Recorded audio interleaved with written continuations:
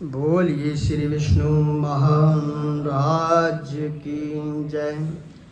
इंद्रा एकादशी, आश्विन कृष्ण पक्ष एकादशी। कृष्ण भक्ति से सरोबार होकर के अर्जुन बोले कि हे भगवान, अब आप कृपा पूर्वक आश्विन मास के कृष्ण पक्ष की एकादशी की कथा को कहिए। इस एकादशी का क्या नाम है और इसका व्रत करने से कौन सा फल मिलता है, कृपा करके यह सब समझा करके कहिए। तो श्री कृष्ण भगवान कहने लगे कि हे अर्जुन, आश्विन मास के कृष्ण पक्ष की एकादशी का नाम इंद्रा एकादशी है। इस एकादशी का व्रत करने से समस्त पाप नष्ट हो जाते हैं। नरक में गए हुए पितरों का भी उद्धार हो जाता है। हे पार्थ, इस एकादशी की कथा सुनने के मात्र से ही मनुष्य को अनंत फल मिलता है। मैं कथा कहता हूँ, ध्यान पूर्वक सुनो कि सतयुग में महिष्मती नाम की नगरी में इंद्रसेन नाम का एक प्रतापी राजा राज्य करता था। वह धन, पुत्र, पौत्र आदि से पूर्ण था। उसके शत्रु सदैव उससे भयभीत रहते थे। एक दिन राजा अपनी राज्य सभा में सुखपूर्वक बैठा हुआ था कि महर्षि नारद जी वहां आए। नारद जी को देख करके राजा आसन से उठा, प्रणाम करके उन्हें सम्मान सहित आसन दिया। तब महर्षि नारद जी ने कहा कि हे राजन, आपके राज्य में सब कुशल तो हैं। मैं आपकी धर्म परायणता देख करके अत्यंत प्रसन्न हूँ। राजा बोला कि हे महर्षि, आपकी कृपा से मेरे राज्य में सब कुशल पूर्वक हैं तथा आपकी कृपा से मेरे समस्त यज्ञ कर्म आदि सफल हो गए हैं। हे देव, अब आप कृपा करके यह बताएं कि आपका यहाँ आना किस प्रयोजन से हुआ है। मैं आपकी क्या सेवा करूं? नारद जी बोले कि हे राजन, मुझे एक महान आश्चर्य हो रहा है कि एक समय जब मैं ब्रह्मलोक से यमलोक गया था,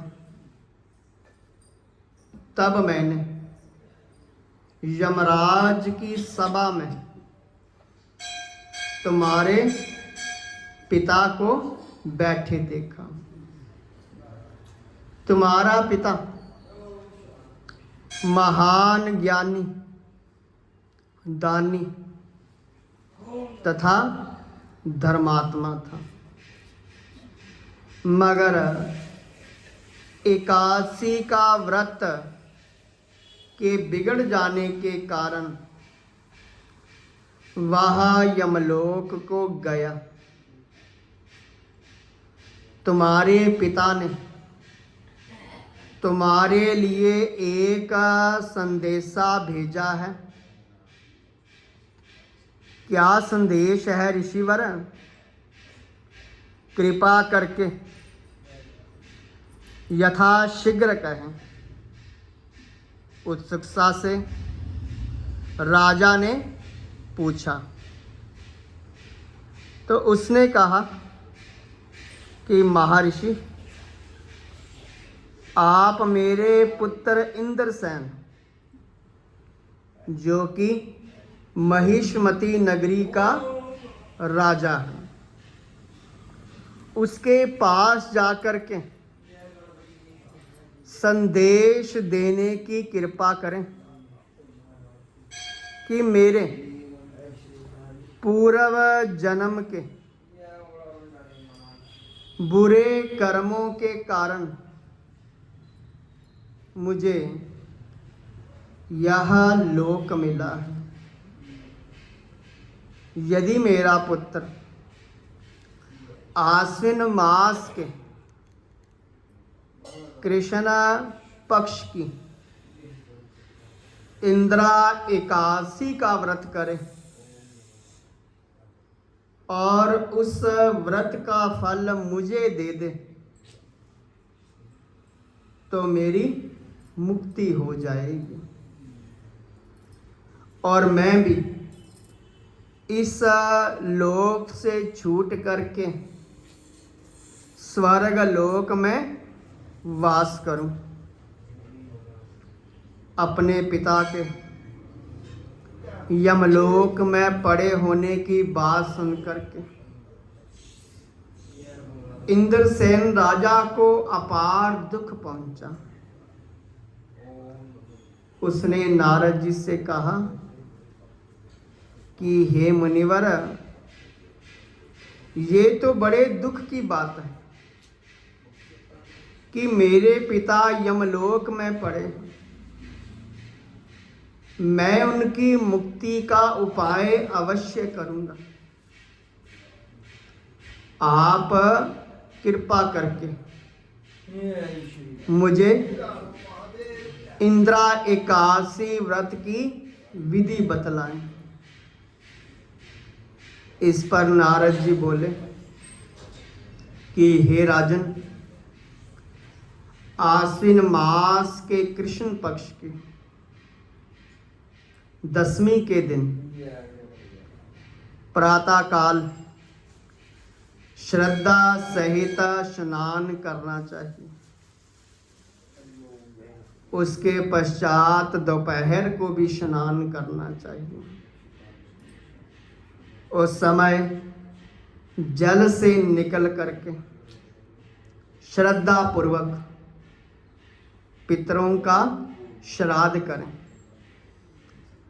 और उस दिन एक समय भोजन करें और रात्रि को पृथ्वी पर शयन करें। उसके दूसरे दिन अर्थात एकादशी के दिन नित्य कर्मों से निवृत्त होकर के स्नान आदि के पश्चात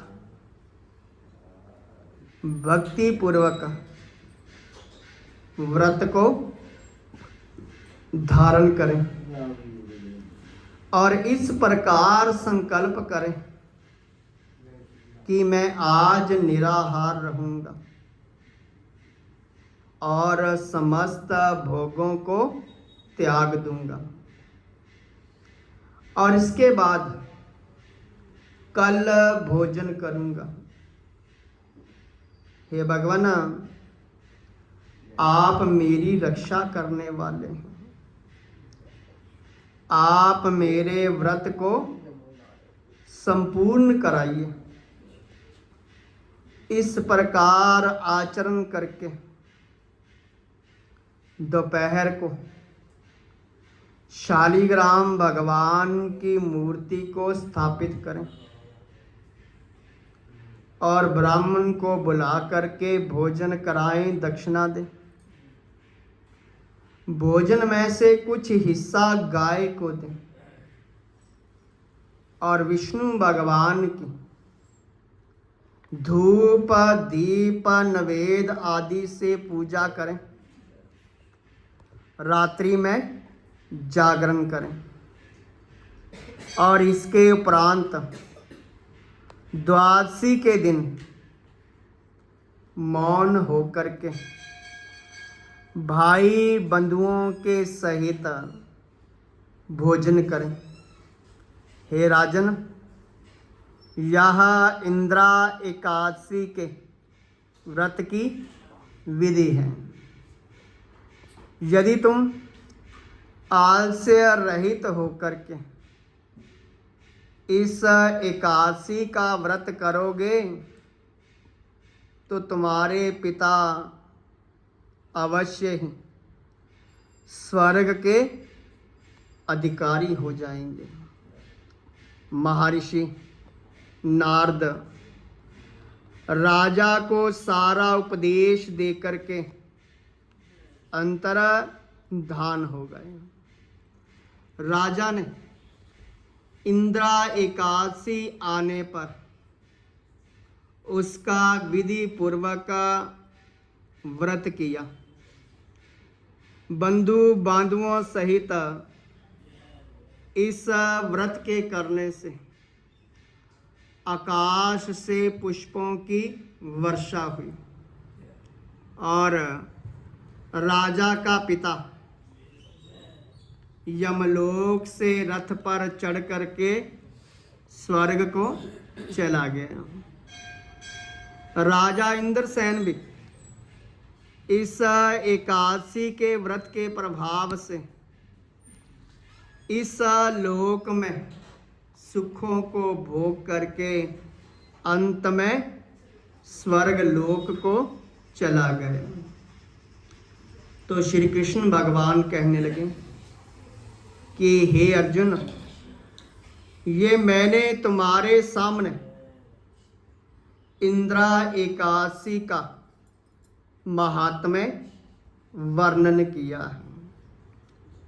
इस कथा को पढ़ने और सुनने से सारे पाप नष्ट हो जाते हैं और पितरों को मुक्ति मिलती है और अंत में मनुष्य को स्वर्ग लोक में वास मिलता है। इसलिए कथा का सार ये है कि मनुष्य को चाहिए कि जो भी संकल्प करे उसे तन मन धन से पूरा करे। किसी भी कार्य का संकल्प करके तोड़ना उचित नहीं होता है। बोलिए श्री विष्णु महाराज की जय। कथा विराम होत है, सुनिए वीर हनुमान राम, सुनिए वीर हनुमान राम।